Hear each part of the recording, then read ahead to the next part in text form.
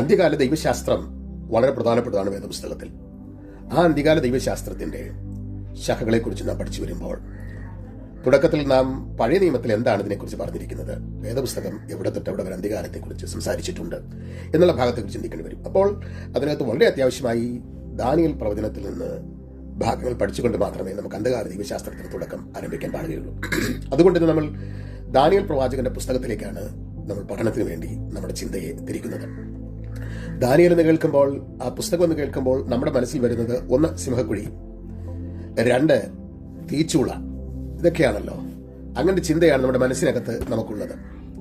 അതുകൊണ്ട് ആ ചിന്ത നമ്മുടെ അകത്തേക്ക് വരുമ്പോൾ ദാനിയേൽ എങ്ങനെയാണ് പ്രവാസത്തിൽ എത്തിയത്, എങ്ങനെയാണ് ബാബിലോണിൽ എത്തുന്നത്, ബാബിലോണിലാണല്ലോ ഈ സംഭവങ്ങളൊക്കെ ഉണ്ടാകുന്നത്, എന്തുകൊണ്ടാണ് ദൈവം തന്റെ ജനത്തെ അങ്ങനെ രാജ്യത്തേക്ക് പ്രവാസത്തിലേക്ക് വിട്ടത്, ഇതിന്റെ പുറകിൽ നൂറ്റാണ്ടുകൾ നീളുന്ന ഒരു ചരിത്രമുണ്ട്.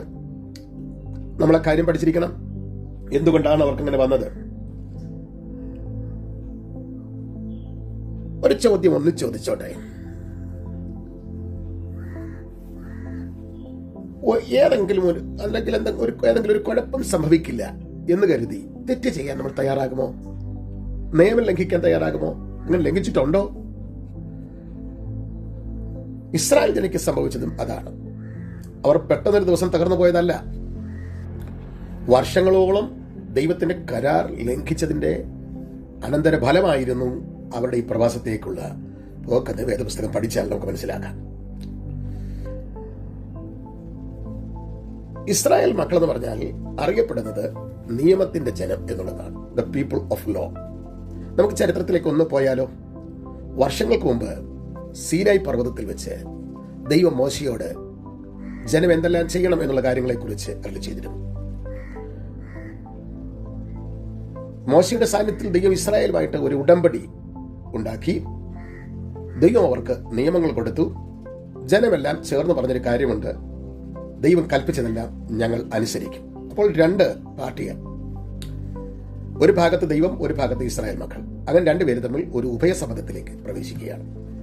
അങ്ങനെ അവർ സമ്മതിച്ചതുകൊണ്ട് അവരെ നിയമത്തിന്റെ ജനം എന്നാണ് അറിയപ്പെട്ടിരുന്നത്. ഇതൊരു ചെറിയ കാര്യമല്ല. മൃഗബലി അല്ലെങ്കിൽ രക്തം തളിച്ചാണ് ഈ കരാർ ഉറപ്പിച്ചത്. അത് വളരെ സീരിയസ് ആയൊരു കാര്യമായിട്ടാണ് വേദപുസ്തകം കണക്കാക്കുന്നത്. അത് നിരന്തരമായി അല്ലെങ്കിൽ നിലനിൽക്കുന്നതായി പെർമനന്റ് ആയ ഒരു നിയമപരമായ ഉടമ്പടിയായിരുന്നു. ഇഷ്ടം പോലെ മാറ്റാനും ഇഷ്ടം പോലെ നീക്കാനും പറ്റില്ലായിരുന്നു. ആവർത്തന പുസ്തകം 28 ഇത് വ്യക്തമായി കാണാൻ പറ്റും. പുറപ്പാട് പുസ്തകം 24 1 മുതൽ 8 വരെയുള്ള വാക്യങ്ങളിൽ ഇവരെങ്ങനെയാണ് ഉടമ്പടിയിൽ പ്രവേശിച്ചതെന്ന് നമുക്ക് വായിക്കാൻ പറ്റും. അതിനകത്ത് ദൈവം വ്യക്തമായി പറഞ്ഞു, നിങ്ങളിത് അനുസരിച്ചാൽ നിങ്ങൾക്ക് അനുഗ്രഹമാണ്, അല്ല എങ്കിൽ നിങ്ങൾക്കത് ശിക്ഷയ്ക്ക് കാരണമാകും എന്ന് തീർത്ത് ദൈവം പറഞ്ഞിരുന്നു. അങ്ങനെ അവർ സമ്മതിച്ചതാണ്. എന്നാൽ കാലങ്ങൾ കടന്നുപോയി. ശലോമോൻ രാജാവിന് ശേഷം, അതായത് ശൗൽ, ദാവീദ്, അതിനുശേഷം ശലോമോൻ രാജാവിന് ശേഷം ശലോമോന്റെ മകനായ യൊരോബെയാമിന്റെ കാലത്ത് ഏകദേശം BC 930 ഇസ്രായേൽ രാജ്യം 2ആയി വിഭജിക്കപ്പെടുന്നു. അതിന്റെ കാരണവും അവർ ദൈവത്തെ വിട്ടു പോയത് കൊണ്ടാണ്. വടക്കൻ രാജ്യം, 10 ഗോത്രങ്ങളടങ്ങിയ വടക്കൻ രാജ്യം, ആ രാജ്യത്തിന്റെ പേര് ഇസ്രായേൽ എന്നും അതിന്റെ തലസ്ഥാനം ശമരിയുമായിരുന്നു. ഇതിന്റെ തെക്കൻ രാജ്യം യൂദ, 2 ഗോത്രങ്ങൾ, യഹൂദയും ബെന്യാമീനും അടങ്ങുന്ന 2 ഗോത്രങ്ങൾ, അതിന്റെ തലസ്ഥാനം യെരൂശലേമായിരുന്നു. തീർത്തും ഈ വിഭജനം അവരെ വിഗ്രഹാരാധനയിലേക്കും ദൈവത്തോടുള്ള മത്സരത്തിലേക്കും നയിച്ചു.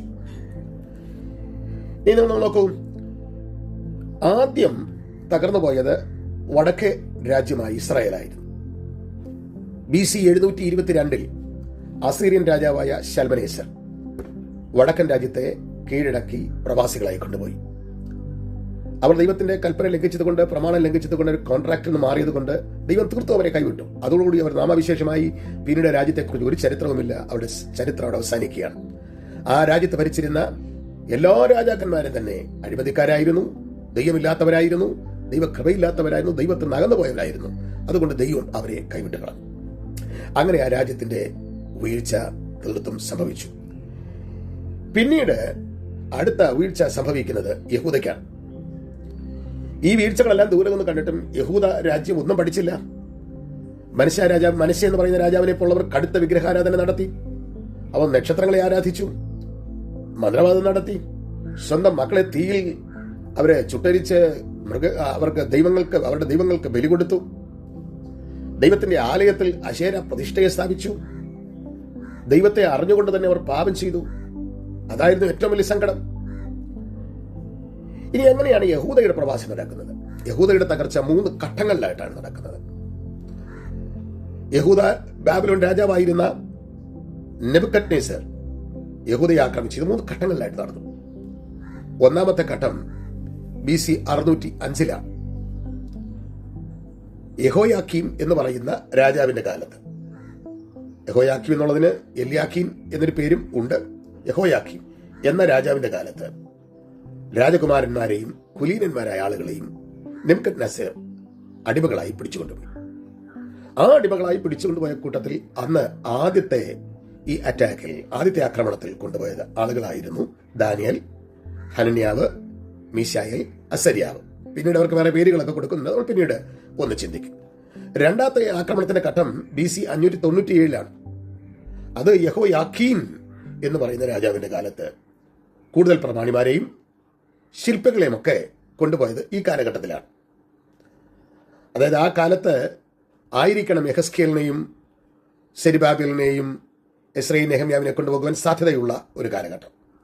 ഇനി മൂന്നാമത്തെ ഘട്ടം BC 586 അവസാന രാജാവായ സിദെക്കീയാവിന്റെ കാലം.